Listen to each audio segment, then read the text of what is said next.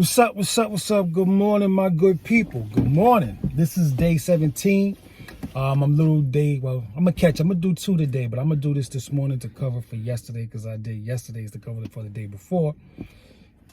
I have some promotional stuff going on at work, and I said I was gonna stop doing a pause my 100-day challenge so I could focus on my test and get back to it around Valentine's Day week, which is a good time because today I was going to discuss the 10 signs. Yesterday and today, part 1, part 2, I was going to discuss the 10 signs your girl could be cheating on you, but I'm gonna hold that off closer to Valentine's Day. I'll probably come back with that. I'm gonna say that for the Valentine's week. But what I do want to discuss today, I had a few ideas. I'll probably discuss some of it later. But what I do want to talk about today is the hypergamous nature and the laziness nature of women. And now this is going to be extreme cases. So right now, as I'm recording this, there's big talk about the passport bros and them going overseas to find significant others' wives, and as the B-dubs would say, to go play around by intimate relations. And the bond of intimate relations, I'm even against that. Like if you go to places like Thailand, Philippines, and you're complaining about the women here, and you go across seas to find more traditional women, I would be against going over there for just sexual pleasure, because those are good-natured women and, you know, so proclaimed.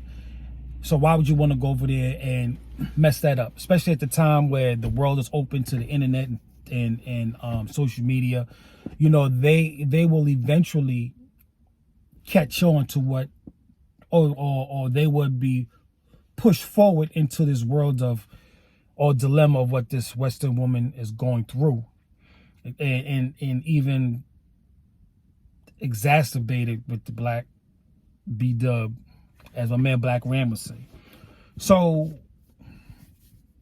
now this is very extreme, but it's very true.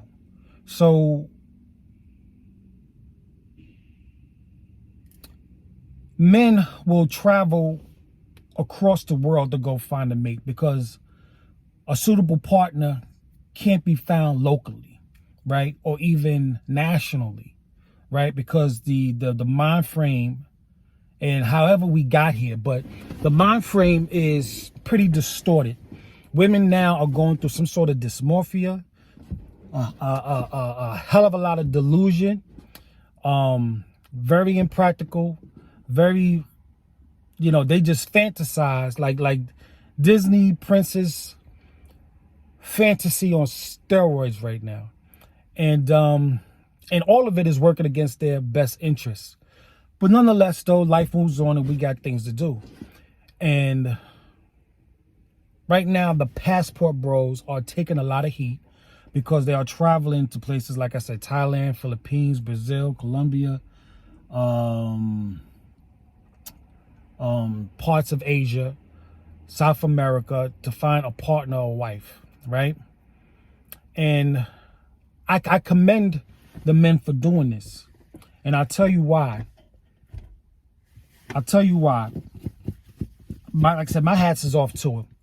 I'll tell you why. Because now, mind you, the story I'm gonna tell is I know a person that I know personally, and this type of story repeats itself quite often. Not to me, but just, you know, just in life, just in society. This replays over and over again. So even if you look into my shorts, you know, my latest short at this particular time, you know, there was a cop, I forgot what state, who's married, female. She's been ousted with having multiple relations with multiple officers in her department. Now, mind you, she's married, right? Black, white, and others. So like this, and this has been a reoccurring theme with officers in this time period. Now, I know a female who happened to be B-Dub, who came into a workplace. Her baby daddy at the time, which at that time, this is her third child, second baby daddy. He worked at a particular company. He brought her into the company to get a job working part-time because he was working part-time there for a while. His best friend was working there part-time for a while. Well, he still works there. I don't know if he still works there because I ain't been there in years, but his best friend was working there. His brother was working there. And now he got his girlfriend a job there, his baby mama. Now, she ends up cheating, well, coming during that whole time where she's with her baby daddy. She's cheating on him with his best friend.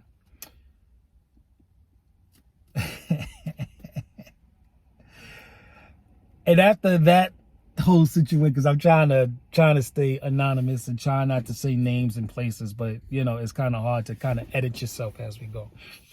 So long story short, she comes in with her baby daddy to, you know, her daddy puts her on to the job with him, friend and brother. While she's there, she meets another guy, and through some time, short period of time, her baby daddy breaks up. She's seeing the best friend on the side, unbeknownst to the new guy on the job she meets. After entertaining a couple other guys through conversation, as I would think, she gets with a new guy at the job, has a baby with that guy. All hell breaks loose for whatever reason. That guy leaves. They break up. Go about their own way. Now, the guy that she was the best friend of the first baby daddy who brought her into the job, now they've been doing all this sneaking around, but now that this other guy, the other guy that she breaks up with, who she met at the job and had a baby by, now she's 4 kids in. She's 3 baby daddies, 4 kids in now. So once all hell breaks loose there, with that situation, she breaks up with the new baby daddy after some time and has a full-blown out in the public relationship with the best friend who's been in the background the whole time. That blows up eventually because once, you know, when things are done in the dark, you know, it's all fun and all games. But one is brought into the light, the aphrodisiac of sneaking around wears off. And now that it's out in the public, it's like, well, or in the spotlight, it's like, well, what do we do? Because the fun of it all was being sneaky. The fun of it all was we only have a certain time period in this certain place. So the adrenaline is flowing to make this thing so exciting. But once the spotlight, like roaches, once the spotlight gets turned on, the fun of it all is gone. So there's really no need to carry this on. Then you really find out when you really have to spend real time and real responsibility and all that, things aren't fun anymore. So they break up. But and they still stay on the job. So once they break up, a guy who everybody knows, she starts to see that guy on the job, same job. So now that she came in with a guy, she came in with 2 guys actually, met a 3rd guy. Now she's on to a 4th guy on the job, right? Same job. Now this is, well, same job. They do their thing because they're sneaking around. People find out. They try to have a full-blown relationship. Once again, once the light comes on, that doesn't happen anymore. Then a new guy comes into the job. She thinks she's, you know, whatever he thinks. They have a relationship. They break up. Now there's another guy in play on the same job. And that's just what we know about. At least what I know about. So you talking, now this was probably in a 20-year span, I would imagine.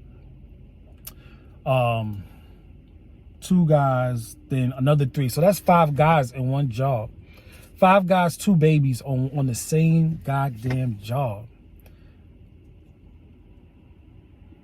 Now, I don't know if that is lazy, super convenient. It appears very, it should be embarrassing. You know, it should really be embarrassing for this woman to have all these guys and babies on the same job, And the sad part about it is that all these guys could have lost their job in some shape, form, or fashion. The corporation itself could have been sued for all this fraternizing and how they handled the situation. The higher ups handled this situation, because there are not only regular hourly employees involved, there are supervisors involved. You know what I'm saying? And or the supervisor or management subordinate relationship fraternizing that's going on that probably shouldn't be going on. And mind you, she's a supervisor. That set the company up for a big could have set the company for a big lawsuit. And this is a company that's been around for over 100 years and worth billions. You know what I'm saying? And yet, you know, she's there and doing whatever it is she do. You know, and I just, you know, like I said, I say all that to say that, you know, when it comes to a hypergamous nature and the laziness, as long as they can secure the resources and maintain what's going on in their house, they will use you for yours at any cost. That box is almost like an ATM to them. Now, they may not get cash, but resource they'll take, whether it be taken to the grocery, taken to the supermarket because to do your monthly shopping, or run errands, fix your car, take the car to the mechanic. You know what I'm saying? They will not invest so much of their time and their resources in you unless they think, well, I don't know. I just see it as they're loyal to nothing. They're loyal to nothing but retaining, acquiring resource. You know, if they can do half the work and have you do twice the work, they'll do it. You know what I mean? A man would work triple overtime, travel cross seas to find a perfect mate, someone that he can trust. Someone that he can trust. A lot of these women, that is not the case. They don't care, as long as, like they say, as long as he's taking care of home. They don't care. They don't care. You know what I'm saying? There's other stories I would like to get into about. I'll probably do this later, where, you know, once again, at the time of recording this video, we had a whole, probably about 20 years of Maury Povich. And the majority of the cases, he ain't the dad. The cases, they say that the cases that go into court, not every case that's, well, not every situation, but all the cases that have been challenged in child support court, where they do DNA tests, 35% of the time, the man is not the father.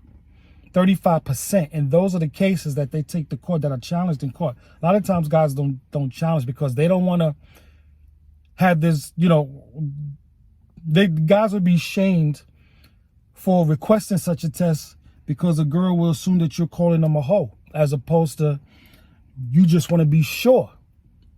And I can guarantee you, and this is my experience, and I learned this very, very, very late. And I'm going to get into this on the second video I do today. That a lot of times that men, especially when they're growing and they're young and they're vibrant, they're moving around. They're socializing for sure. But if they came across a girl that they really thought was just really spectacular and really just, you know, really just did it for them, they'll cut it out. A lot of times, and it's terrible that a lot of times we do it for the wrong person, because we hope that they would change. We hope that you're special enough. Because I've been there where I feel like, wow, she feels that I think so highly of her that she's spending time with me, so she's special. Just because I have high admiration for her. But that doesn't mean it's reciprocated. It's never reciprocated, because once you are a fan of, once you fan out over a woman, she gets very, you become very unattractive to her. You understand what I'm saying? You become more attractive when other women find you desirable. You understand what I'm saying? So it bugs me out. It really bugs me out how women can hold on. Yeah, I had to come back. Phone call came through. But as I was saying, it really bugs me out how women find value in a man only because other women find value in that man. So, you know, salute to the passport bros. You know, I used to work with a couple of Filipinos, and they are the most sweetest, most kindest, most generous, soft, attentive. These are the women that I work with. Never mind, I never dated one, but I just work with some, and I'm talking about maybe 5 Filipinos for over 15 years that I dealt with daily. They were great people, great cooks. You know, I love Asian cuisine, and they're across between Spanish and Asian. But they are great women. They are great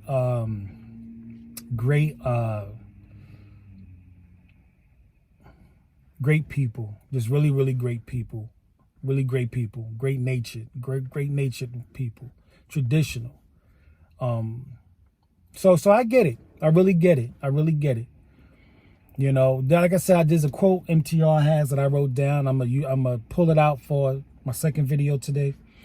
But for now, I just really wanted to cover that, how the hypergamy of a woman that's programmed in a woman will have her stay in the same place dating or having relations with multiple men in the same location multiple times just to secure the resource, just to secure the bag, regardless of her reputation, regardless of what they say behind her back, regardless of how she's seen from the public.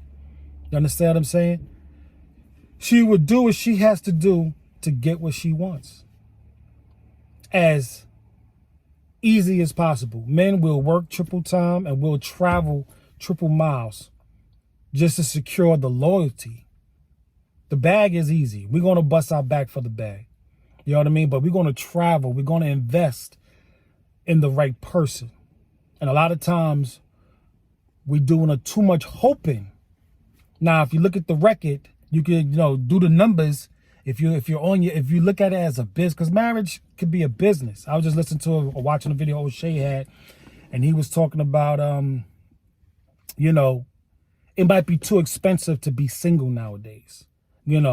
Marriage and the way the government sees it is dealt with as a business. If you see Donald Trump, you see the higher ups that are in that tax bracket. The government and the tax code is built for business. Marriage and the tax code is built for business. So yes, it's going to get very expensive being single out here. So gentlemen, be on your P's and Q's, because all these single women who can do it on their own, and once